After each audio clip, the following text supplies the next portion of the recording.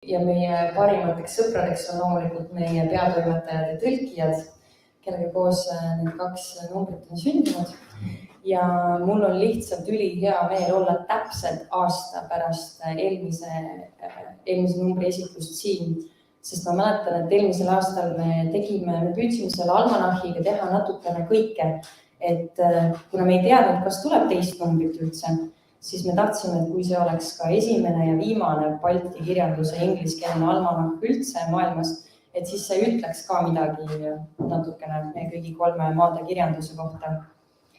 Ja siis, kui me saime teada, et meil tuleb teine number, siis me lasime juba natukene rihmad selles mõttes lõdvemaks, et meil tuli kampa Urmas Vadi ja meil tuli kohe mõte, et teeks sellest midagi, mis peegeldaks seda, mida me oleme 2 aastat läbi elanud, ehk siis, et me oleme kõik natukene hullunud erinevatel viisidel seoses pandeemiaga ja kirjandusmaailmas võiks seda väga hästi peegeldada meie kõigi 3 riigi suurepärased identiteedi küsimustega tegelevad autorid, kellest siin täna on ka suurepärane valim. Meil on täna kohal Eesti osa toimetaja Urmas Vadi, siis leedu osa toimetaja Marius Burokas, siis Eesti tekstide tõlkija Cullen, siis Eesti autoritest on meil siin Tõnis Vilu ja Øyvind Rangøy, siis läti osakonnast on meid siin rõõmustamas Henriks Eliass Zēgners ja leedust on meil Laurynas Katkus. I'm going to pass the word to Urmas now. So I just did this for our guests. I just did this nice melancholic rant about how happy I am to be here and how happy I am to see you all here. And it's all sincere, but I want to let you guys speak now. So yeah, Urmas.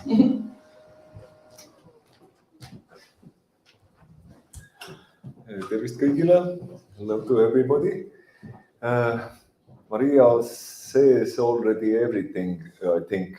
And I just like to say thank you. Thank you for our team. Thank you for Maria, our just perfect coordinator. And of course, special thanks to our Cullen, who translated all these texts in English from Estonian.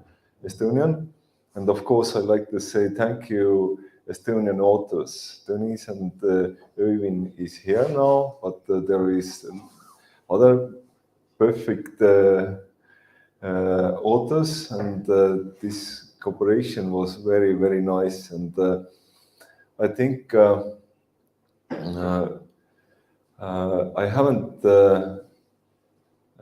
so many friends in Lithuania and Latvia as I have now. So, and I think this magazine, to me, seems that there is so much common between Estonia, Latvia, and Lithuania.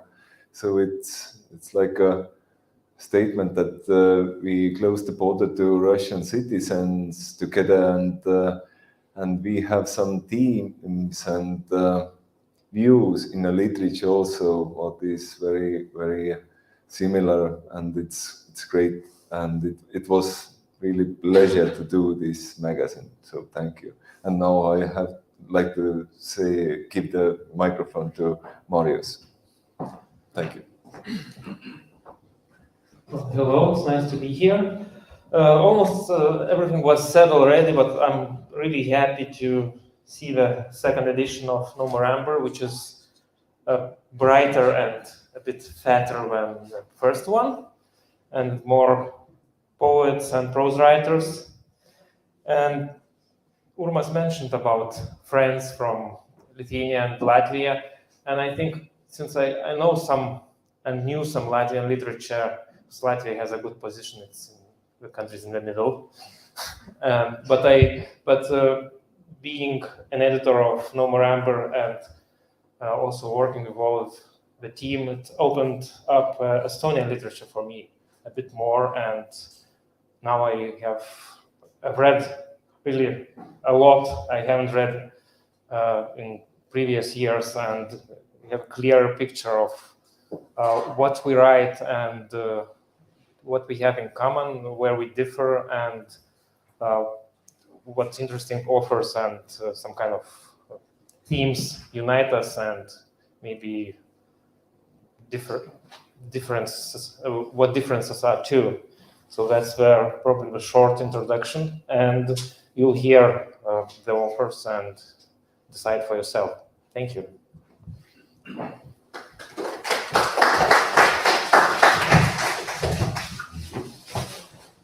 I'm Cullen. For anyone who doesn't know me, I translate from Estonian into English. All of the texts that are in this No More Amber and most of the ones in the first edition, first volume.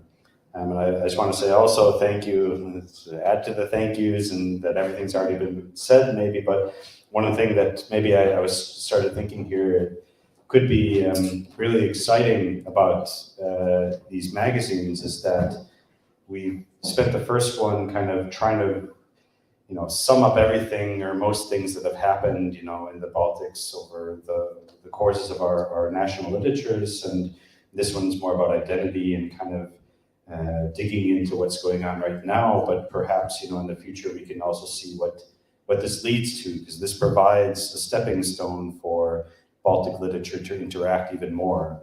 I feel like there's been a break after so many years where cooperation and collaboration really didn't happen as much, and maybe now it can lead to new things. So that's really exciting. But with that, I'd like to welcome our authors to the stage who are here, starting with Henriks Eliass Zēgners. We'll start with kind of a conversation or kind of a provocation at first too. So I'll invite everybody up at first. Freedom to choose. We live in freedom. Laurynas Katkus.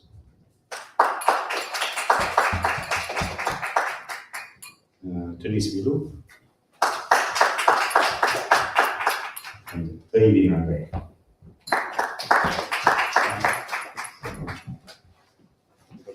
Annan sulle siit ja siis ma mõtlen see ei tööta. Siis ma sain sinna. And so since we have a mixed linguistic environment here, then we can maybe speak a bit in English.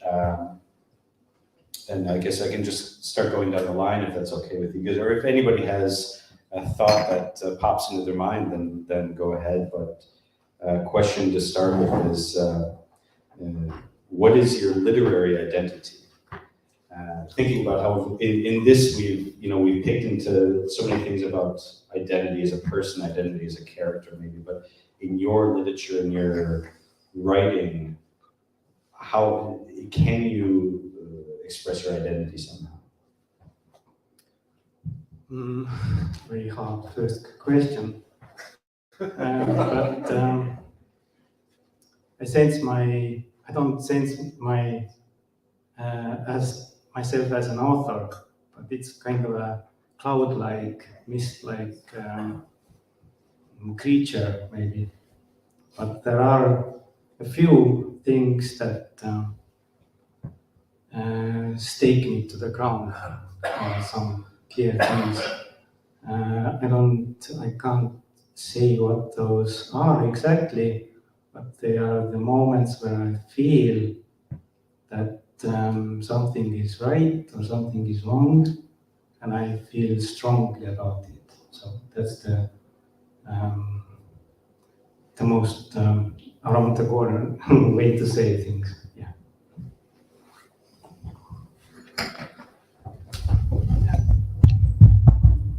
Guess we're dragging along, yeah. Do we need this? Oh, we don't at all. No. Okay. Throw it away. Oh, we need We do need.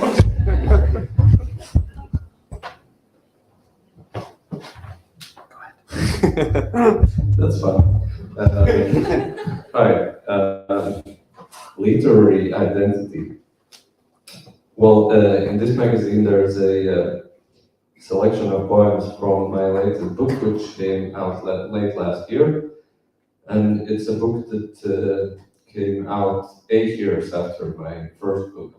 So it's been quite a long time, and in these years I actually have thought with myself probably regarding this identity question.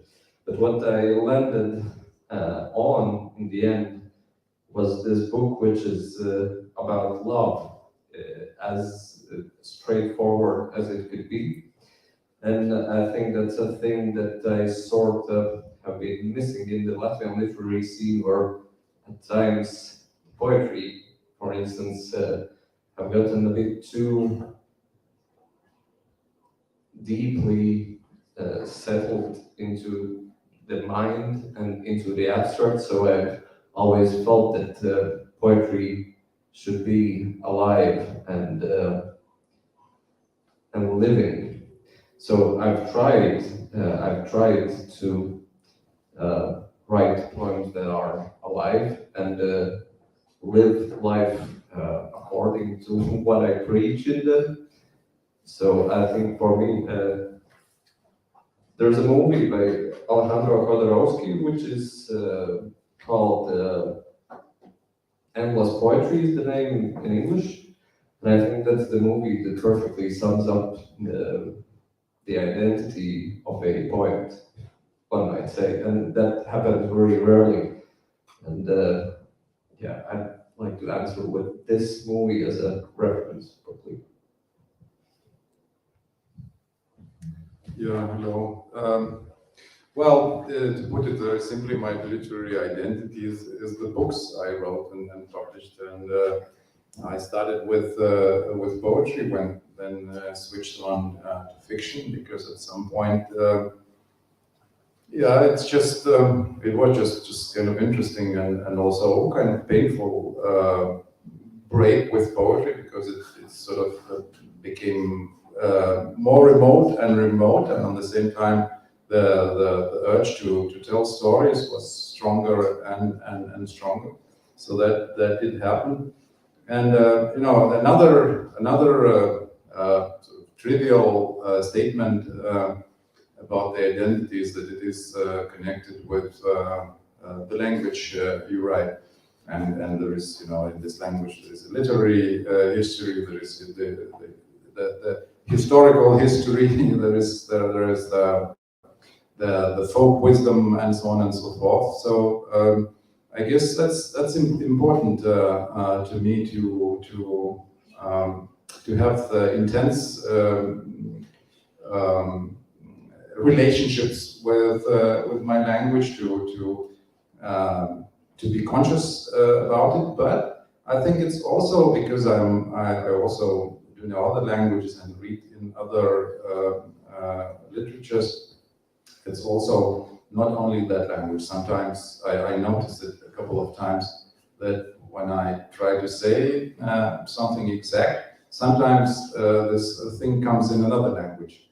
So, you know, and then I try to translate it. So there is also I think in this literary identity, literary individual cosmos of the writer, there is also a little part of translator too.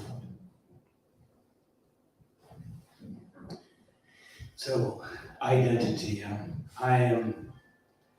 These questions really make a tick, because I'm from a small island in Norway, and identity, that could be from the smallest stories. What is this? What did your grandfather use it for? To the largest one, to, you know, faith, beliefs, everything. And then I'm not only Norwegian anymore, I'm also Estonian. My first book was in Estonian. And I cannot really live in any identity that is given. I think this is an experience shared by all who have really moved from one culture to another and have to live in both, that you are actually, in one sense, fundamentally broken. And being a writer is about trying to become whole again, trying to build something where you can make yourself understood, at least to yourself, so that you can feel whole. Yeah, if anybody else says anything there. Geez, I feel like I'm going to stop on this topic for the next 3 hours, but perhaps to move on and shift a little bit more to where we're at, and to how the prism through which we're viewing literature, and taking the topic of the magazine being Baltic Literary Review.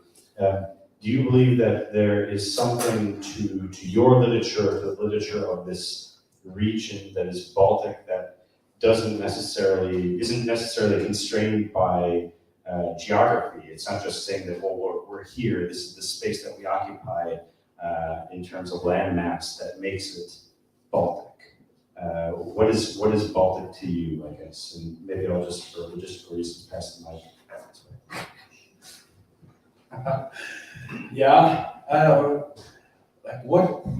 I'm here in Estonia, and like when I write things and I publish almost the same text in Norway, it's still different, because when I publish it here in Estonian, there is some perspective to it. There is something that is different because we see it from here, and it doesn't actually matter where we are. We still at least have the ability to see it from here. So, but what is the Baltic aspect to it, including Estonian? Well, it's like I answered in the interview, like three brothers in a whirlwind of history.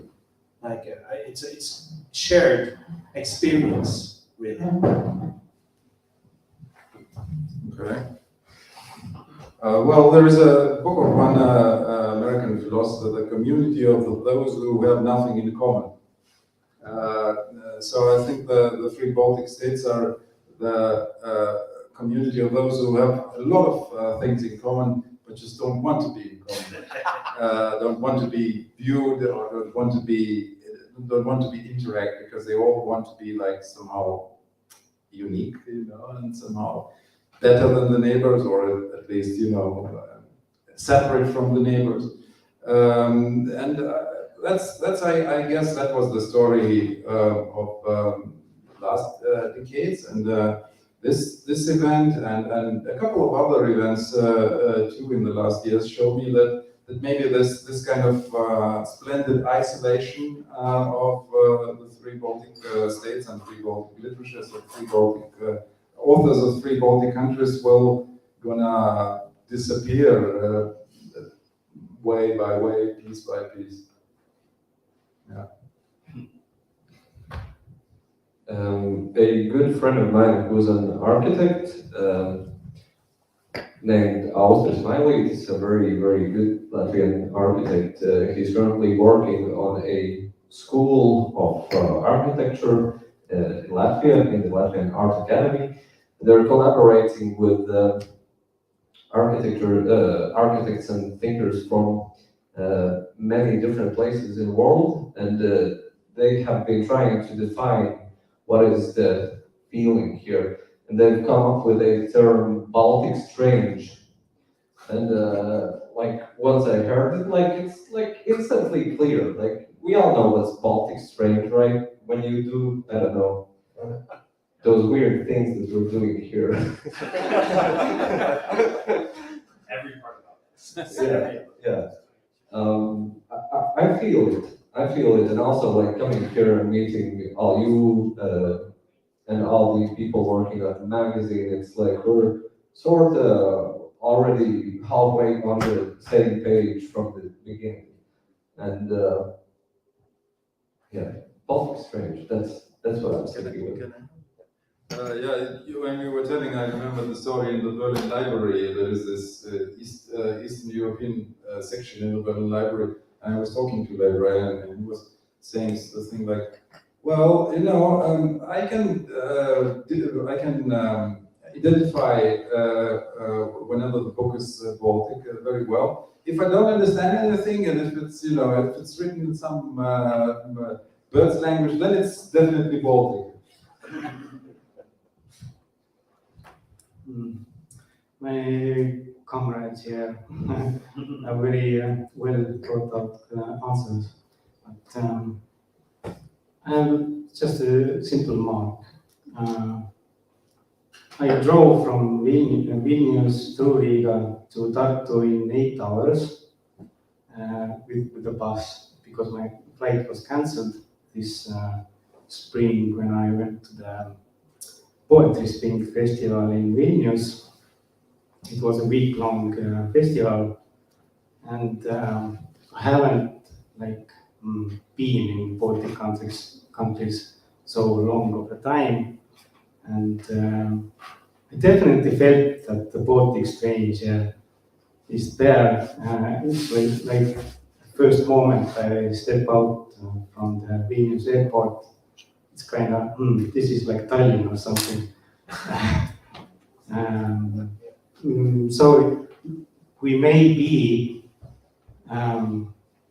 separate from each other. We don't want to mingle so very much, but when we do, it's like, yeah, we are friends, we are like almost the same background, we understand historic landmarks, mostly the same.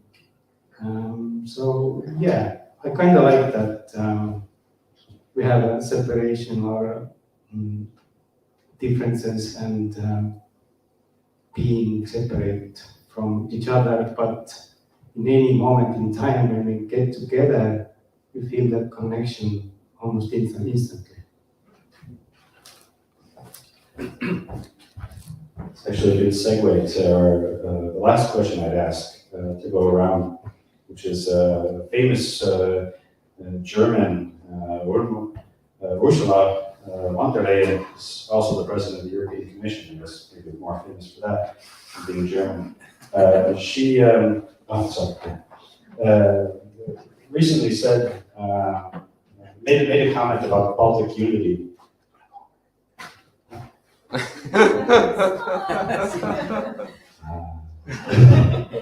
Made a comment about Baltic unity and being a role model for the rest of Europe in terms of saying that, yeah, Russia really has been a fucking shithead all these years, and we're just paying attention or trusting us. Do you think that in terms of Baltic literature, Baltic unity has a point, has a place? Is it worth it? The unity of Baltic literature could be better. And this is one of the steps towards that unity.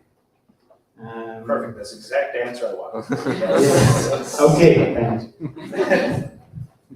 If there's anybody listening from those people who are in charge of giving money to this magazine, I say totally agreeing to your answer. I think there is a unity, but it's not. It still has to be discovered further. And in fact, I mean, I got to know the idea about the magazine coming out 2 years ago, 3 years ago, like a while before the first volume came out, and it totally makes sense, because although there are Estonian and Lithuanian authors that I love and I've met them in certain festivals, the keeping your hand on the pulse of the literary scene in each place, it has been hard because there hasn't been like a central output or a scene that goes together. And this is a good example to examine it. And I haven't read the new volume and the first one together, but I'm very looking forward to doing so. Last year I was in a literary festival in Germany, in a small town called Schwallenberg, and there were this reading series of festivals devoted to Baltic literature. And we came there and we went to this house where these readings had to be, and we were talking with Latvian women writers, because there were two or three Latvian female writers. Yeah, it's kind of we have to start, but there is somebody still missing, and who is missing? And then somebody said, yeah, the Estonian author is missing. So we kind of didn't know that we are not that there are not all of us, but there was a kind of instinctive feeling that there is still a third one to be here. Yes. So I guess that's a good part. That illustrates my point in a sense that there is this instinctive feeling that there is this there are these three states and three literatures, and I don't think that we should speak or strive for a unity, because that's something I don't think it's not there, and I don't think it will ever be there. But I guess this kind of feeling for a neighbor, and this kind of maybe then unity in diversity, that's a worthwhile thing, and that's a good thing, I guess. Yeah, I think I can really subscribe to the last one. So if you put a gun to my head and ask, is it worth it? Then of course I would probably say yes. But what is it actually? The effort? Yes, certainly worth it. Of course, you could say that the unity of all the world's literature is also worth it in a sense, but there is more to it, in the sense that if you take the effort to get under the skin of it, there is so much experience to be shared, so much that can be understood, and that is worth it. A thing I'd like to add is that in recent years, some of the greatest Latvian poets have passed away. Ulris Bērziņš, Knuts Kujnieks, Leons Briedis, and they were one of the most important persons in Latvian literature and in Latvian culture all in all, in a sense. And they've always been like a good example how they're always like, I'm currently translating this and that, and have you learned Lithuanian? No, you haven't. You have to, because you have to translate that, and we haven't had any translations from the Chinese authors or the Bulgarian authors, and we should. And so can you learn the language and whatnot? Because they've been doing that throughout their whole life. And it is a very important thing, and the youngest generations in Latvian literature aren't really so into the world in literature. And like, if you stick to your particular scene, then it gets in the Baltic countries small pretty soon. I'm sure that's a thing we share. It's like after a few years, you sort of know everybody's deal and drive and characteristics. But like, if you expand your knowledge and if you're reading and if you're meeting the people from the Baltics and hopefully elsewhere as well, like, it just expands your scene and your view, and it's always a good thing because it drives you to new ideas that you can use in your own work as well. Yeah, I totally agree about that translators point. And that's one of the things that unifies us. Is similar. We as small states are kind of translators communities, translated communities. Yeah.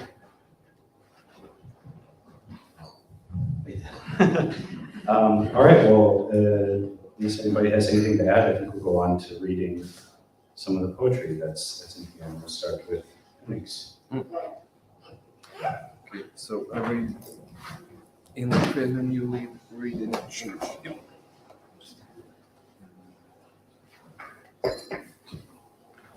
Poem by poem.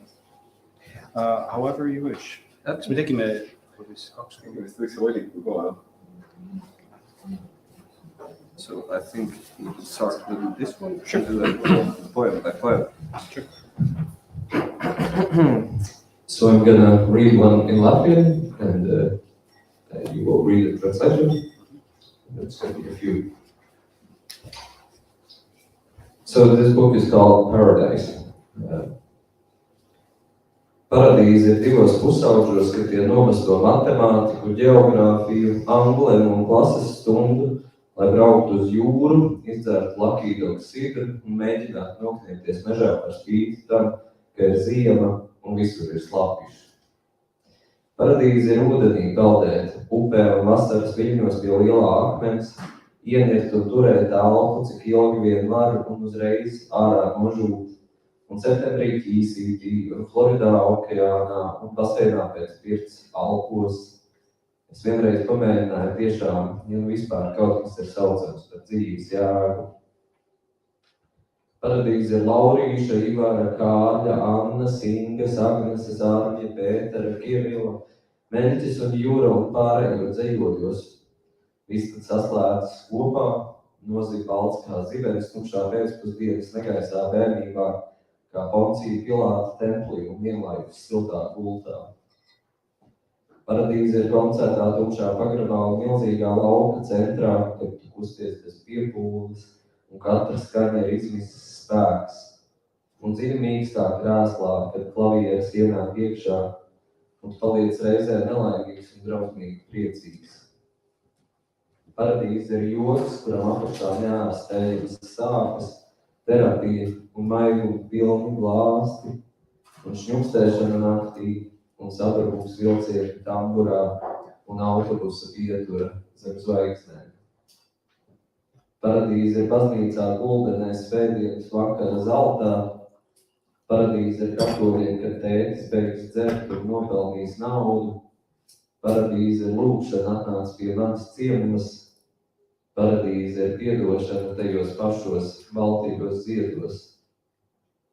Paradīze ir mīlēties un skatīties acīs, skūpstīties kinoteātrī, un tad, kad vienīgās bailes, vai es to šovakar patikšu, vai neesmu par rasmu, un tavu muti to visu prom aiznes. Un paradīze ir tad, kad tu dziedi, bet tu neproti dziedāt, un apjūtas runā slapjām acīm, trūkumu sažņautām rokām. Un paradīze ir dīvainā skatīties filmu pēc garas, sūdīgas dienas, mazais un mīļais ar tevi kopā.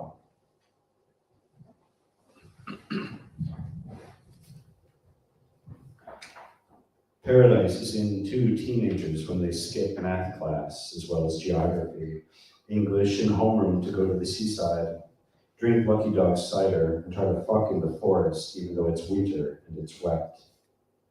Paradise is to swim in water in the river, and in summer waves by the big rock, to dive in, hold your breath as long as you can, and dry off as soon as you're out. And in September, in a nearby lake, in the Florida Ocean, and in a pool in the Alps after a sauna. I tried it once, really, if there's anything that could be called the meaning of life.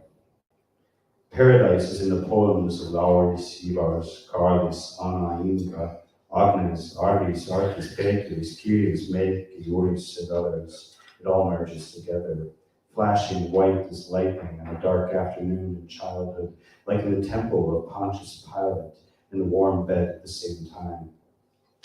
Paradise is at a concert in a dark basement at the center of a vast field where you move without effort and every sound is a desperate force, and deep in a soft chair where the piano enters you, making you unhappy and awfully happy at the same time. Paradise is a joke with incurable pain underneath, therapy and tender caresses, and sobbing at night and having a breakdown on a train and a bus stop under the stars. Paradise is in a small town church on a golden Sunday evening. Paradise is for Catholics when dad stops drinking and makes some money. Paradise is prayer, come down and see me. Paradise is forgiveness amongst the blossoms, white and creamy. Paradise is making love and looking into each other's eyes, kissing in the theater where the only fear is, do you like me tonight? Am I too fat? But your mouth takes it all away.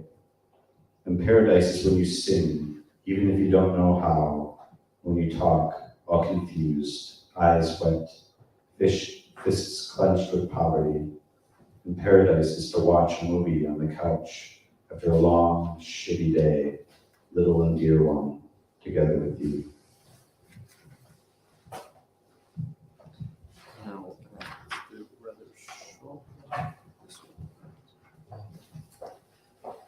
Tagad, kad visi kukainīši un zirneklīši ir pamodušies, kad ar mitru cigareti pie lūpas ir izdzērta augstā kafija, bet lielākā daļa draugu vēl čuč, tagad ir laiks lūgties piedošanu. Par mammu un tēti, vecmāmiņu un vectētiņu un mūžīgo tevi, par pāri palikušo laiku uz zemes, par visām spitālīgajām kļūdām, no kurām vajag mācīties. Dažas stundas iepriekš tālās gaismas miglā iztaustīja šosejas tumšās kontūras, bet augšā cēlās notriektās lapsas pēdējā elpa. Tad uzlec saule un piespieda zemē putnus ar siltumu skaisto spēku, un līdz ar viņiem pār visiem mums piedošanu. I should note that these are translated by Yeva Lesinska. Now that all the little bugs and spiders are awake, when damp cigarette at the lip, you've had your cold coffee, but most friends are still snoozing, now is the time to ask for forgiveness. For mom and dad, for grandma and grandpa, and the eternal you, for the remaining time on earth, for all the leprous mistakes from which we ought to learn. A few hours earlier, the high beams probed the dark contours of the road, and the last breath rose from the runover fox.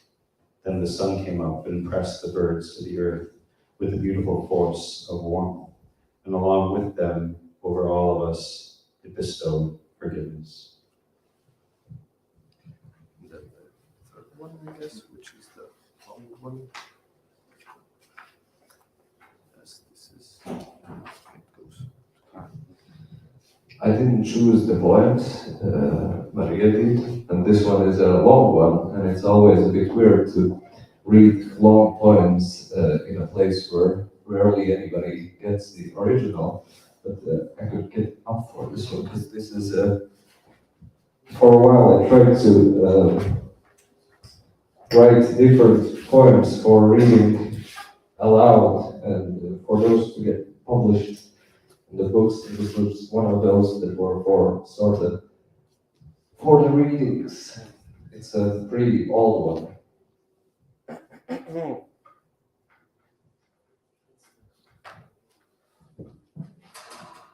Es esmu redzējis savus paudzes spožākos prātus, vientuļi mirdzam datora ekrānā 5 no rīta, dzērumā rakstot atvadu vēstules 140 simbolu garumā, no rīta paģerās dzēšot ārā savus aristokrātiskos profilus un aizslaukot vējā visus ģeniālo dzīvoļu failus.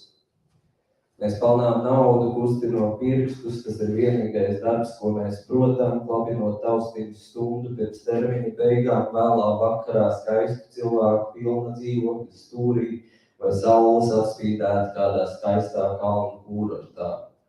Mums ir iespēja apceļot pasauli, mēs esam pirmie, kuriem šādi iespēja dot, un mēs darīsim visu, kas ir mūsu spēkos, lai to neizmantotu.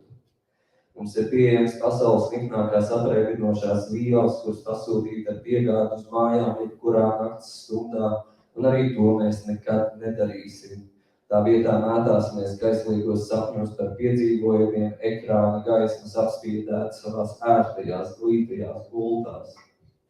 Mēs esam ieinteresēti pasaules politikā, tehnoloģija attīstībā, zinātnē un literatūrā. Mēs neesam speciālisti nevienā jomā, mēs neesam praktiski pielietojami. Mūsu vecāku vecāki mūs apžēlos un saudzēs.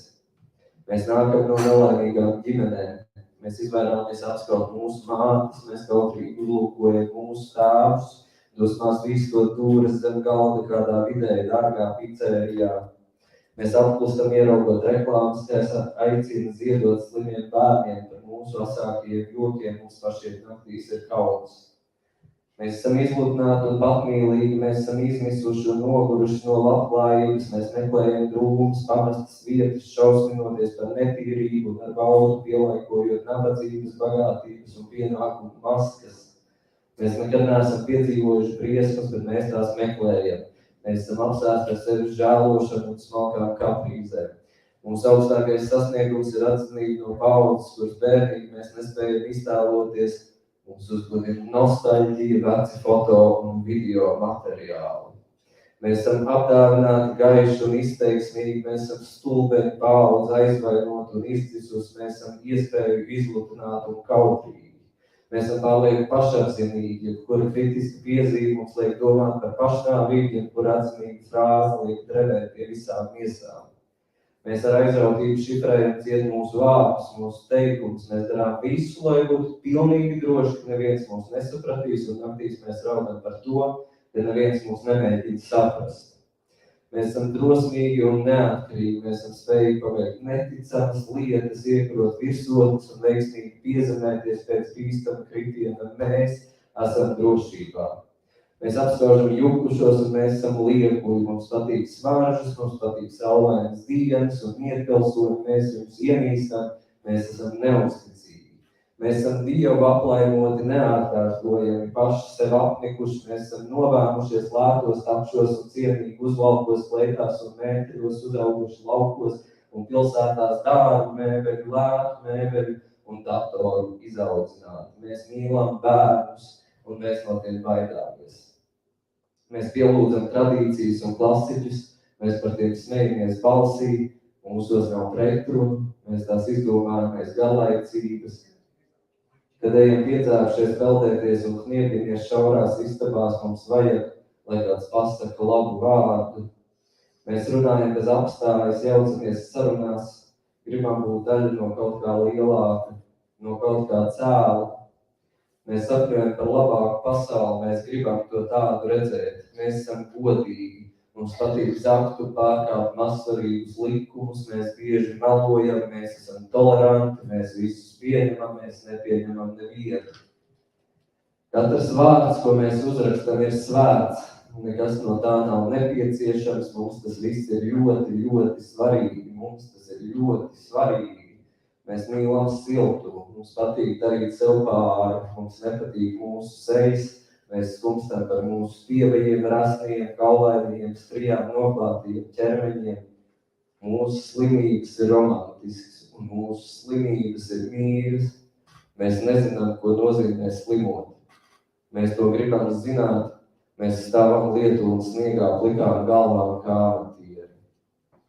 Mēs esam jaunatklājēji, mēs esam izlapuši. Mēs esam pārāk augstās domās par sevi, pārāk zemās domās par sevi mēs esam. Mēs neesam lasījuši to, ko būtu vajadzējis lasīt, mums patīk labi pavadīt laiku. Mēs esam nosaluši, mēs nepārzinām vēsturi, mēs rūpīgi cenšamies būt bezrūpīgi. Kā iespējams sasniegt apskaidrību, kā kļūt slavenam? Mums nav pareizas atbildes, mēs aizrautīgi smejamies par muļķīgiem jautājumiem. Mums ir laba intuīcija, un katru nakti mēs aizmiegam Dievam blauwstels.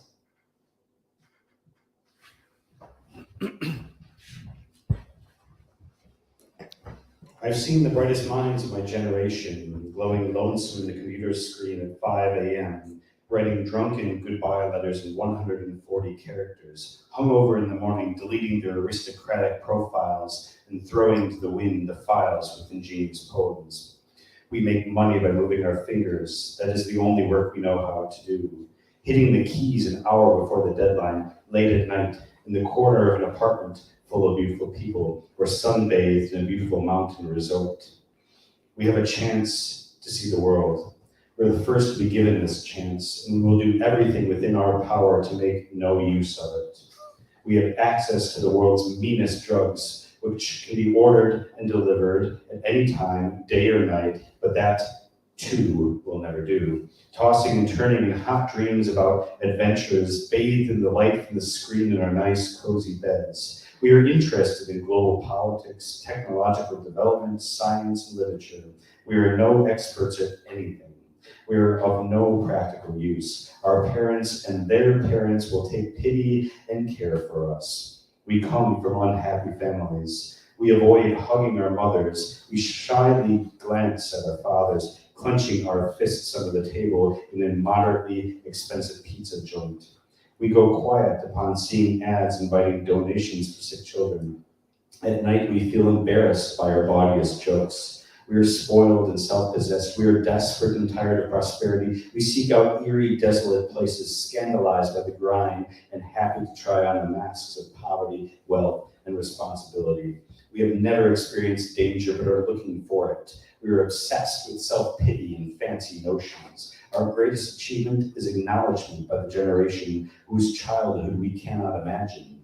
We are excited by nostalgia, both old photos and videos. We are talented, bright, and expressive. We are the generation of dolts, offended and extinguished. We are spoiled by possibilities and timid. We are too self-obsessed. Any critical remark makes us think of suicide. Any comment of praise makes us tremble all over. Enthusiastically, we encrypt our words, our sentences. We do anything to be perfectly safe from being understood.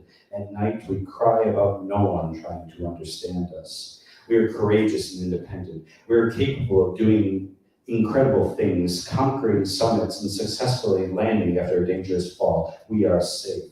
We envy the crazies and we are hypocrites. We like fragrances. We like sunny days in Philistines. We hate them. We are unfaithful. We are blessed by gods, inimitable, sick of ourselves. We throw up in cheap taxis and are respectable in suits, dresses, and coats. We grew up in cities in the country. We were raised by fancy furniture, cheap furniture, and computers. We love children. We are afraid of them. We worship traditions and classics. We laugh out loud. We laugh at them out loud. There are no contradictions in us. We invent them out of boredom.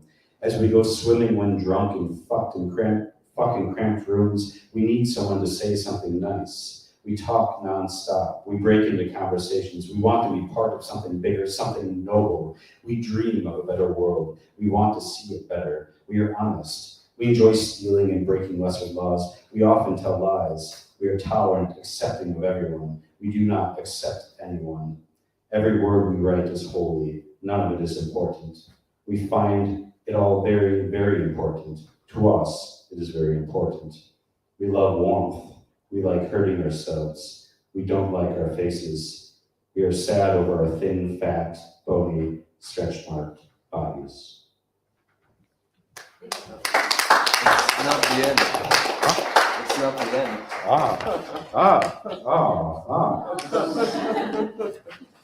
But that's not all. Sorry. Need a little break. Our illnesses are romantic. Our illnesses are cute. We don't know what it is to be sick. We would like to know it. We stand bareheaded in rain and snow like amateurs. We are pioneers. We are picky. We think too highly of ourselves. We underappreciate ourselves. We haven't read what we should have read. We enjoy spending our time well. We are freezing. We don't know history. We are carefully trying to be careless. How is it possible to become enlightened? How is it possible to become famous? We have no right answers. We laugh hard about silly questions. We have good intuitions. Every night, we fall asleep in the hands of God.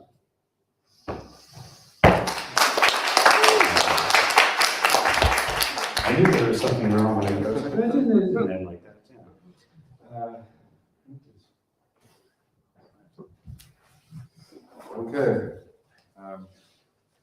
I'm going to read beginning two short chapters from a story of mine from my latest book, a collection of novellas.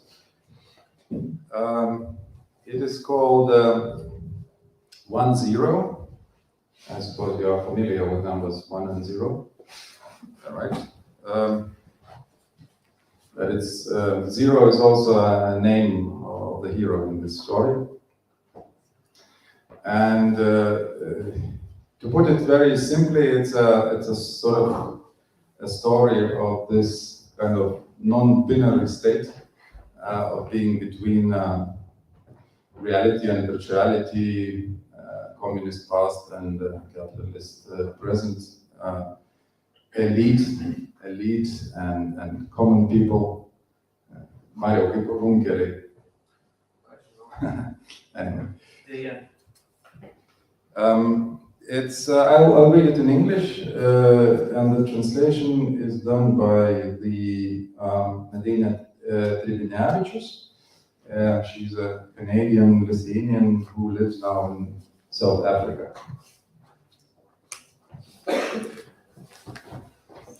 Here.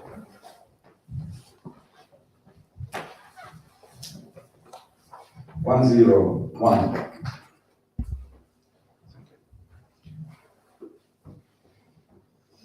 What's it like out there? Has it stopped raining? No clue. The sky is cloaked in monotonous mass of cloud, and not a single sound penetrates through the winter-bolted windows. The asphalted square is another cloud, enveloping us from below, and this evening it feels like the world has lost its voice. The square is empty, but for the hull of the jeep. No wheels or doors, rusted axles propped up on cinder blocks. A corpse on the block at a morgue, you might say, with a little imagination. At least the glass is intact on the little oase. There is not a single broken window, not in the front, not in the back. Though really, what difference does it make? It poured yesterday. The clouds wanted to shake off their excess moisture, and large swollen drops fell to the ground and flowed onward, joining together into glistening streams and puddles. The asphalt changed color, and soon not a single dry patch remained. Now the sinews of rain no longer glitter in the air, and the asphalt surface appears calm. If you want to determine whether the rain has completely stopped, you have to look at the cracks in the surface, into the pits full of brown liquid. The closest pit is right near the jeep carcass, a long, narrow, triangular shape. If the puddle ripples, it means it is still raining or drizzling. How many drops per minute is raining, and how many is drizzling? Though really, what difference does it make? None for us. We are not outside. We stand in the showers, or more correctly, in the vestibule outside the showers, and wait for the previous cohort to finish washing. So as to save time and water, we must soap up before going under the spray. This routine was introduced by the warden Varnas, and now we file into the showers and moisten a little chunk of rough farm soap, wet our skin and cover our tattooed bodies in a brownish lather. Sometimes we compete to see who can get the biggest bubbles. Then we wait until the first group finishes.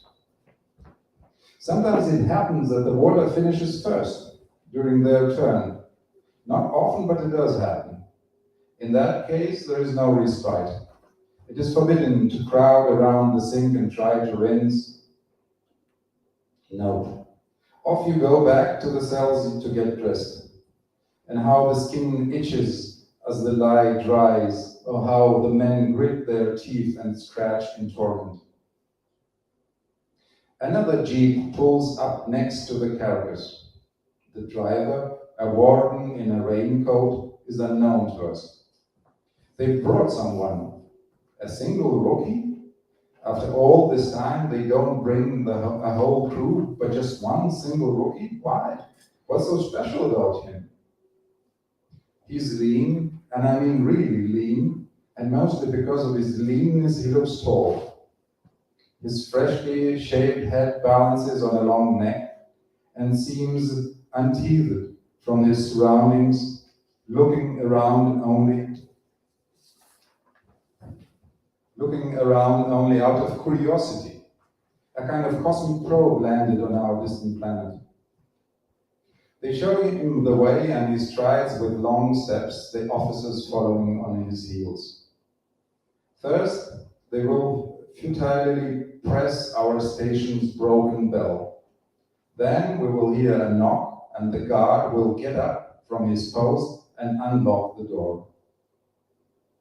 Varna's whistle sounds, and we tumble into the showers, swearing and crashing like a herd of bison, risking being trampled and pushing ahead as to take our turn in the running showers. 2. The room I live in is of the highest standard of comfort. It has a bed with an ergonomic mattress and pillow, and a blanket made of natural Scottish wool. Then I pull the blanket over myself. It is so lightweight that at first I don't feel it at all. It's only after my body is enveloped in a comforting warmth that I say to myself, ah yes, perfect. There are redwood cupboards, real redwood, not laminate, for my clothing, paired with a wine-colored rug. And a rocking chair, its rockers shaped and hammered by a blacksmith.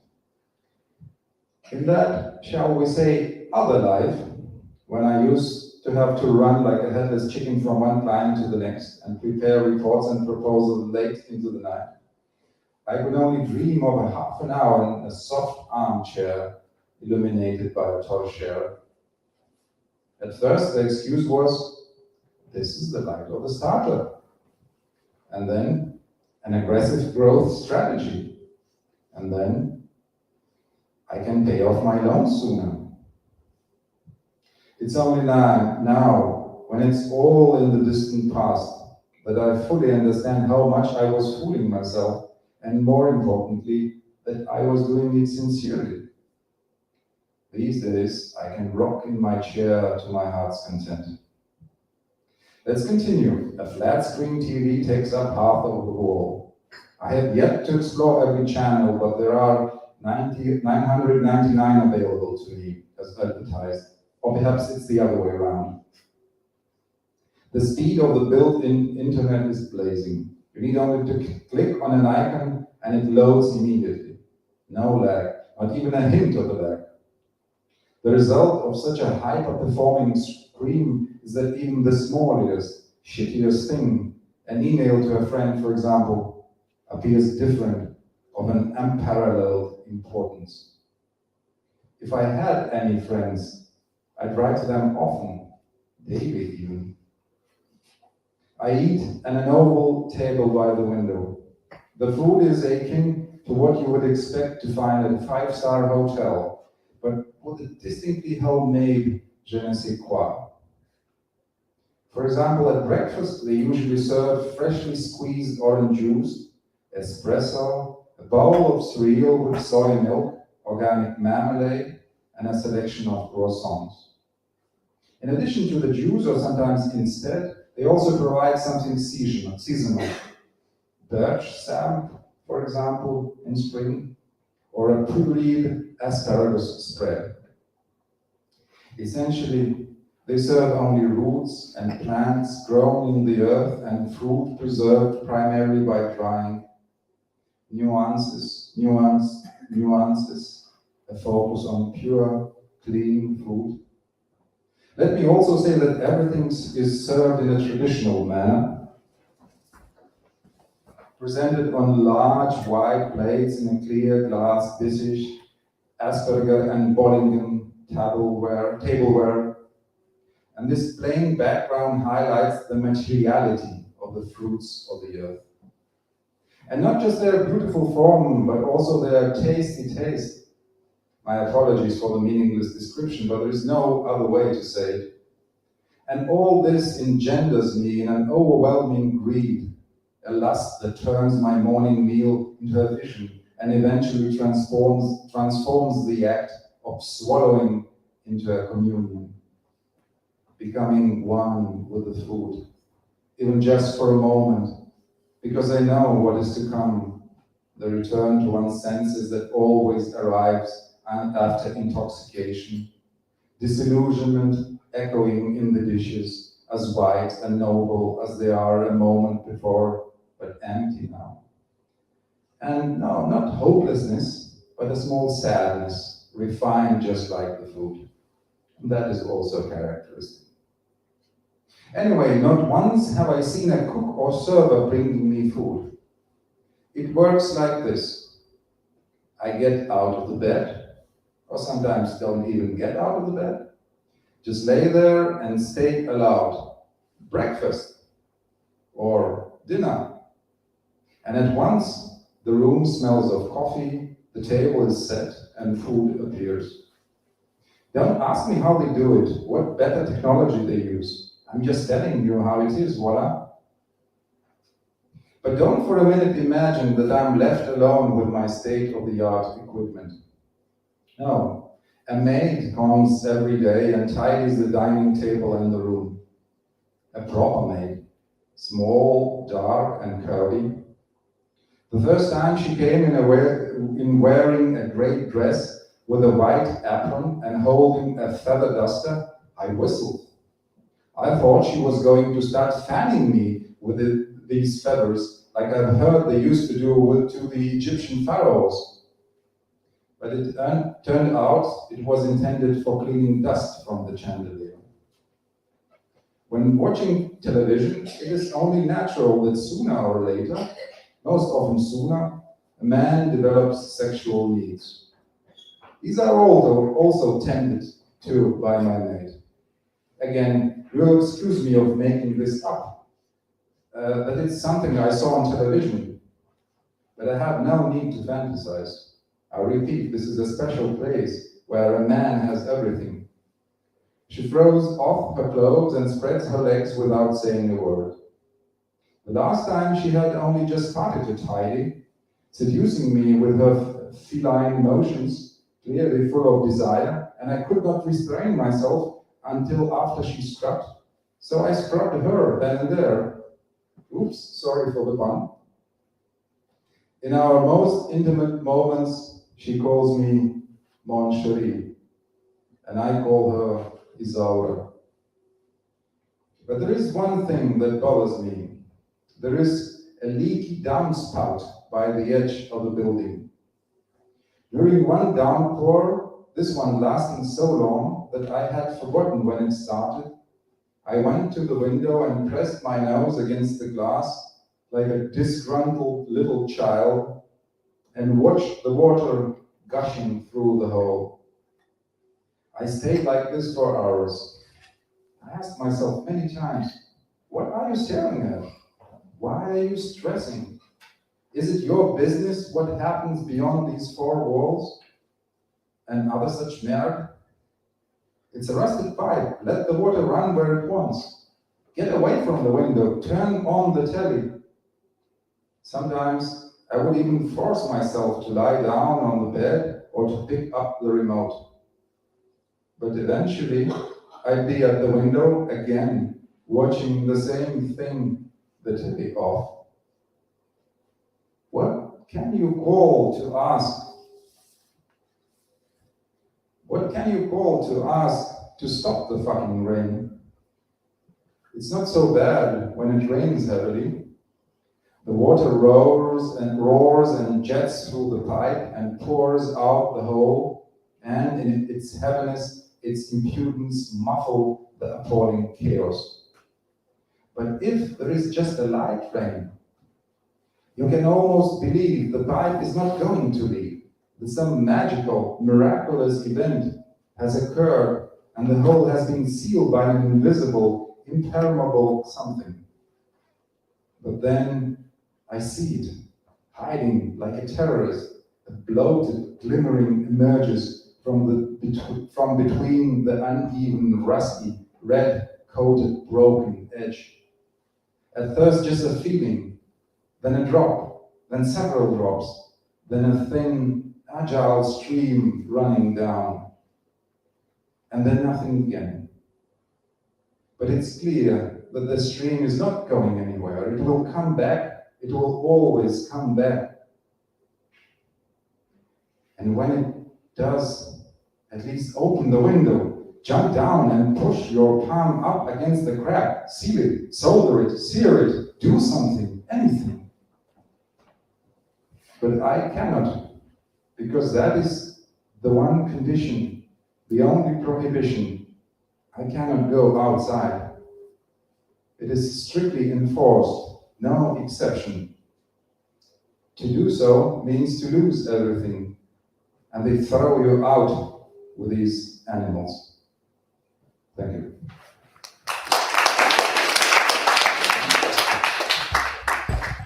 Thanks, Laurynas. Next, Tõnis will read, and we'll only read in Estonian, and then if anyone needs an English translation, you can find it in the magazine, and for our guests up here, I'll share it from here.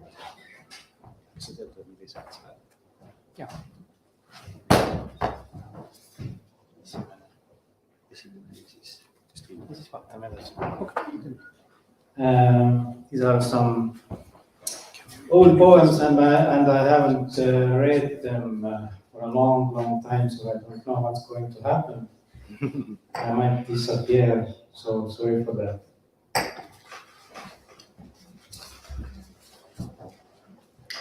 Ei tea, kas ma ikka olen bipolaarne.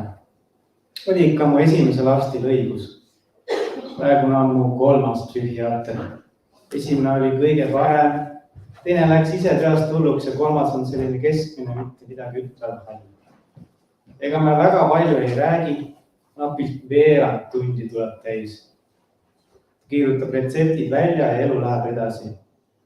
Ma ei mäletagi täpselt hetke, kui asi päris käest läks ja mind arsti juurde viidi.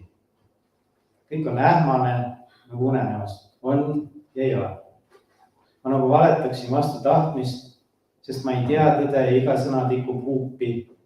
Michael Jacksoni Rockwell teooria korduse peale ta nägu hakkas juba ebainimlikumaks muutuma pop-kunstiks, mis siis just inimlikuks. Rohekas glitter pöördes YouTube'is nagu kaleidoskoobis ja järgnevad paar tundi täielik näog. Ärkasin samas kohas ja samas istuvas asendis läpaka taga, sama video silme ees. Arst ütles, et see ongi juba piisav sümptom. Aga ma ei tea, mida uskuda. Kõik on praegu justkui enam-vähem. Ravimid vist toimivad, masendust on küll oma jagu, aga väga palju ka kurta ei tohi, kõigil on masendust oma jagu. Minu masendus ei ole eriline, diagnost ka kaugeltki mitte, see ei tee mind kuidagi andekamaks, uhkemaks, ägedamaks ja ei tee ka väärakamaks, ebartikumaks, halvemaks, see ei põhjenda mitte midagi. Peale valu, jah, valu mäletan küll, see on päris. Läbi rohelise glitteri paistab vähe, kuid see, mis paistab, on selge ja vahe. Minu näo taga on kümplik ja muutlik. Ta ripub maasse löödud karkudelt nagu ühe mehe telk keset koduteed, sõda aga pole veel läbi. Väga palju rõhutame kasutades. Uue aastal.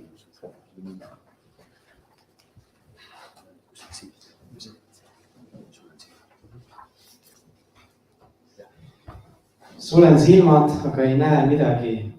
Ma ei pääse oma pähe. Klaksos, Smith, Klein pidavad siluma oma äärmus ja enesehävituslikke tunge, aga ma tahan näha täpselt, milliseid nurki seal maha libitakse. Väljast paistab kõik korras olevat praegu. See peegeldub ka arsti silmades. Kui ta mulle otsa vaatab, siis on mul tunne, nagu sõidaks ta Google Street View autoga mööda mu ajukurdusid ja kaardistaks mu tänavaid. Ja alati on tunne, et arst teab minust rohkem, näeb rohkem kui ma ise. Ei ole kindel, kas see on sellest, et ta teabki rohkem või sellest, et ma teda usaldan. Võib-olla usaldus ongi see, mis põrgatab neid lähedaste, tuttavate, kolleegide, arstide vahel nende sarnaseks, põrgatab meisse teiste kuju ühenäolise. Kahtlustad kas või korra ja su nägu deformeerub, üritades ise seda salajas. Aga Google Street View auto ei pääse igale poole. Seal, kuhu me läheme, pole teid. Sulen veel kord silmad, lausa pigistan nad kinni. Korraks on kõik laugudest ja põlevast laelambist veripunane. Ma loksun kaameli seljas läbi punase kõrbe. Tuul keerub liiva ja koos sellega liigub lakkamatult mu vari lainetab. Vari on madala päikese käest pikk. Kaameli seljas ratsutaks justkui nagu kõrend luukere. Ma näen surma.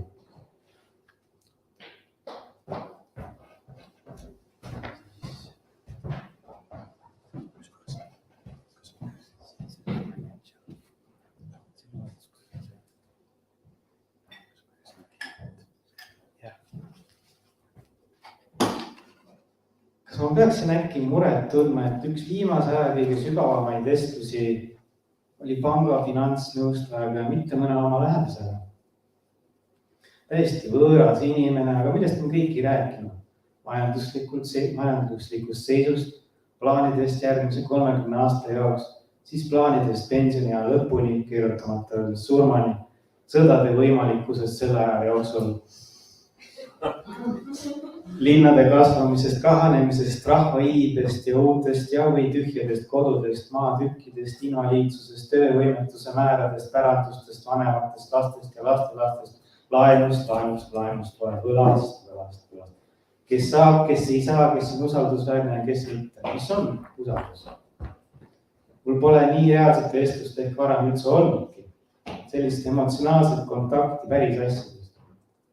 Ikka kipuvad jutud sõpradega minema kuhugi lillede taha ja mingit erilist muljet ei jäta.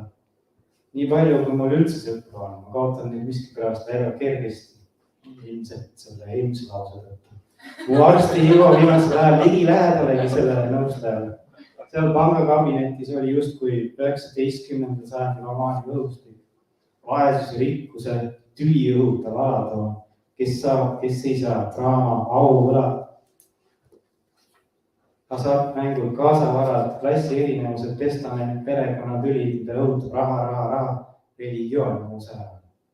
Vennad Karamaasovid kui ehe pangandus ja elukindlustusromaan või veel stiili puhtam isakurioon. Teisalt tuli õhus ka kiirepoelisem emotsioon, umbes nagu on teatud rämpskiiredel. Ma tahan sind, sa oled mu jaoks ilus ja väärtuslik. Sellist asja võiks tegelikult isegi rohkem olla. Muidugi tahan olla head, tahan olla kasulik, hea võlgnik on kasulik, aga nemad ei võta minkki enam. Nii kui rääkisin oma diagnoosist, muutus õhk kohe jahedamaks, intressid tõusid, justkui oleks ma otsa ette tõrjutatud ettevaatust enne seda. Väljusin 19. sajandist heidikuna. Minu sajand tõi mind jälle siia. Käisin üle tee kinos, vaatasin uut Marveli pildi ja ei vaadanud ka.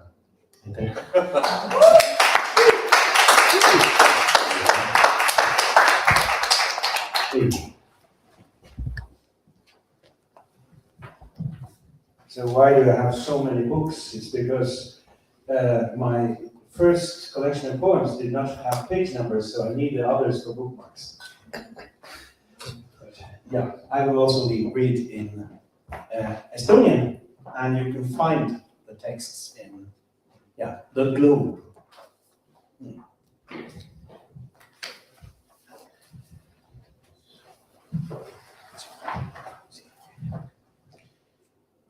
Mul oli kunagi gloobus.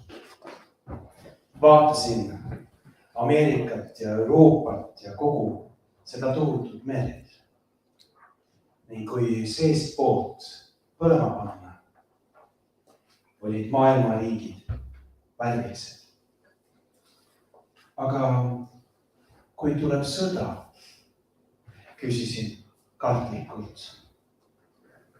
Kõik need riigid siin on kokku leppinud, et kaitsevad meid, et me kaitseme üksteist, selgitas isa. Aga siis oleme ju päris kaitstud, ütlesin rõõmsalt. Jah, ütles isa. Aga on ka nii, et need riigid siin, nendel on oma kokkulepe. Ja ma vaatasin seda tohutut idaliiki ja ei saanud aru ja kartsin veidi. Koolis oli ka gloobus. Vahetunnis mängiti malet ja arutati, mis on kõige suurem riik maailmas. See on Nõukogude Liit, ütles keegi. Aga ema oli öelnud, et Nõukogude Liit ei ole tegelikult riiki. Seal on palju riike. Mul oli kunagi gloobus. Aga ükskord, kui ema vahetas kardinaid, kukkus kardina puu alla ja lõi gloobuse katki. Ma ostan sulle uue, ütles ema. Aga ajalugu lõppes ja aastad tulid ja läksid. Siis juhtus ükskord, et ema tuli Eestisse külla. Tartu Ülikooli raamatupoes nägime gloobust ja emale tuli vana põlg meelde. Ja kui poest väljusime, oli mul jälle gloobus. Ning kui selle tuli sisse lülitada, on maailma riigid värvilised ja Nõukogude Liitu enam ei ole. Seal on palju riike.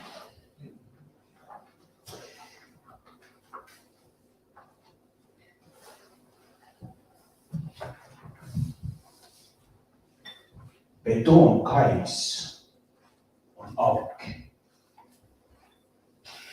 Enamik siin ei käi. Neist, kes siin käivad, enamik seda ei näe. Neist, kes näevad, enamik sellele ei mõtle. Neist, kes juhtuvad sellele mõtlema, enamik ei tea miks. Kunagi seisis siin noodakuivati, suur struktuur maailma loomise ajal 70ndate lõpus. Selle auguga ühel joonel on teisigi jälgi. Kõik on läinud. Jäänud on aukude kuju. Ronin alla, suurte kivide vahele, vuliseb, niriseb, lööb ja voolab. Soolase liikuva vee kõik kõlab, nimeta värvid. Kuulan neid. Neil on kuju. Rütm on nimeta truu. Mered ei saa pöörata keegi. Kõik saavad võtta vett, kanda sest tükike ära, mis aadli pöördub koju. Ja varsti ma kuulen ka mühinat teiselt poolt. Ja mühin ja värvid võimuvad üheks. Lisandub lind ja lõpuks üks sügavam mürin, bass, mida algul ei kuule, sest see on liiga sügav. See, mida algul ei näe, sest see on liiga suur. Betoonkais on auk. Siin seisid kunagi kalurid koos, üks laev ka siin ja aeg teed siia. Enamik siin ei käi. Käin mina sel hetkel. kunagi jääb minust auk, millel on kuju.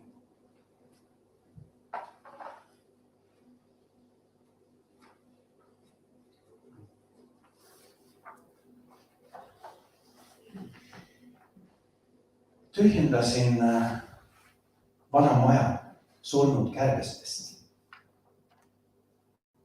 Üks nendest osutus täiesti elusaks ämblikuks, kes ennast surnud kärbestega täidetud peost avastades kõvasti kohkus. Laipadega väljudes läksin vahtra alla, sumisesid, ümisesid, lausa laulsid sajad, kui mitte tuhanded tivulised. Tegelikult ei tea, võib-olla ka ainult 10. Selline oli putukate laul, et ma nende surnud sugulased peos jäin kuulama ja kuulama seda meeletut elavat koori. Siis nad saabusid. Šveitsist tulnud turistid osutusid Iraani üliõpilasteks teel Trondheimi robootikakonverentsile. Ma näitasin neile lõhkekohta ja seda laidu, mille juures mu vanaisa ja tema isa läksid tormisel jõulueelsel ööl paadiga ümber ja veeretasid öö läbi kive, et ellu jääda. Ja sellepärast olen siin, rääkisin neile. Ja see oli nende esimene Norra lugu. Soovisin head siin viibimist. Kaugenedes jäin taas kuulama elavat meeletut koori. And since I have the honor of being the last one, I will end with a short poem in 2 languages, so you can also hear my native tongue.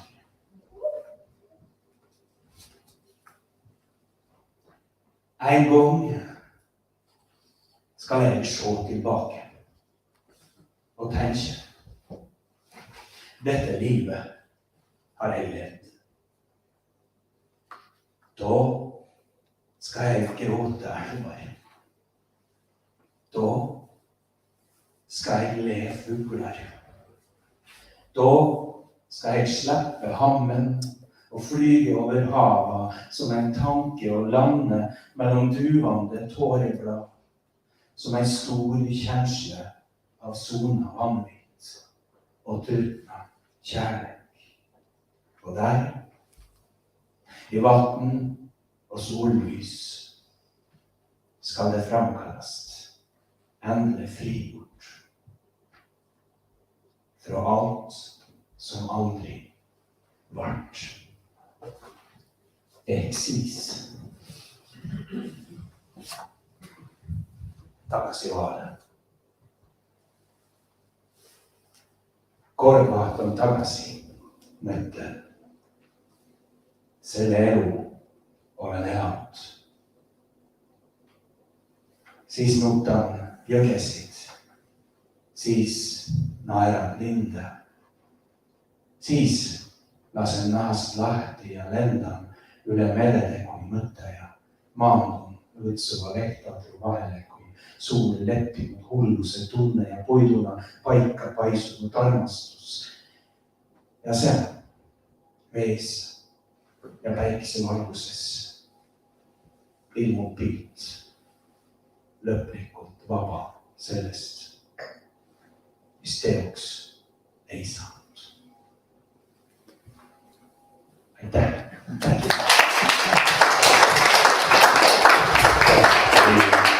I want to thank all our guests, foreign, not foreign, no longer foreign, all of our editors, all of you. There is wine, there is beer, there are other drinks, there are magazines. There is no more amber. We